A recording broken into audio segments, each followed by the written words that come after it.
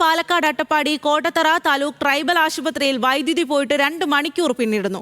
പകരം സംവിധാനം ഏർപ്പെടുത്താൻ ഇതുവരെ കഴിഞ്ഞിട്ടില്ല.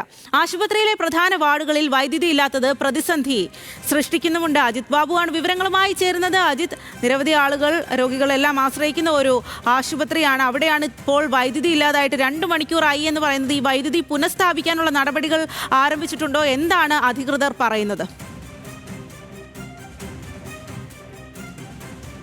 സ്വാതി രാജീവ്, ഇതിൽ എടുത്തു പറയേണ്ടത് ഈ അട്ടപ്പാടി പ്രദേശത്ത് വൈദ്യുതി മുടങ്ങിയിട്ട് ഏതാണ്ട് 2 മണിക്കൂർ ഉൾപ്പെടെയുള്ള സമയമായി. പക്ഷേ ഇതൊരു ആശുപത്രിയാണ്, പ്രധാനപ്പെട്ട ആശുപത്രിയാണ്. നിരവധി രോഗികൾ അഡ്മിറ്റ് ആയിട്ടുള്ള ആശുപത്രിയാണ്. ICU, കുട്ടികളുടെ വാർഡ് ഉൾപ്പെടെ നിരവധിയായിട്ടുള്ള വളരെ പ്രധാനപ്പെട്ട രോഗികളുള്ള വാർഡുകൾക്കുള്ള സ്ഥലമാണ്.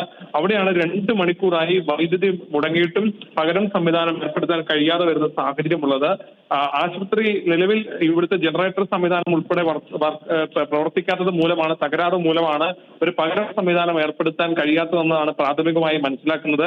ഏതാണെങ്കിലും ഈ കാര്യത്തിൽ രോഗികളൊക്കെ വലിയുന്ന സാഹചര്യം തന്നെയാണുള്ളത്. രാത്രി ഇത്രയും വൈകിയ സമയത്ത് 2 മണിക്കൂറോളമായും വൈദ്യുതി ഇല്ലാതായതോടുകൂടി രോഗികളൊക്കെ പ്രതിസന്ധിയിലാകുന്ന സാഹചര്യമുണ്ടായി.